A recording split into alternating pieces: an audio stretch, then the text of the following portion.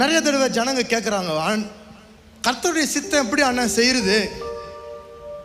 அவங்க கேட்க போலே தெரியுது ஏதோ ஒரு பொண்ணை லவ் பண்ணிட்டுக்கிறான்னு. உடனே அண்ணன் எப்படி இதெல்லாம் கண்டுபிடிச்சாரு? ரொம்ப தீர்க்கதரிசி நினைச்ச கூடாது, எல்லாரும் செஞ்சதுதான், பரவாயில்ல. கர்த்தருடைய சித்தத்தை எப்படி செய்யணும்னு கேட்பாங்க. என் வாழ்க்கையில் எப்படி தெரியுமா, சின்ன சின்ன காரியத்தில் ஆண்டருடைய சித்தத்தை நம்ம செய்ய ட்ரை பண்ணோம். அது பரவாயில்ல, மிஸ் ஆனால் கூட அவ்வளோ பெரிய டேஞ்சராக இருக்காது. சின்ன சின்ன காரியத்தில் ஆண்டவர் கீழ்ப்படுகிறதுக்கு, அவருடைய சத்தத்தை கேட்கும் பொழுது பெரிய பெரிய காரியங்கள் செய்வது ரொம்ப சுலபமாயிடும்.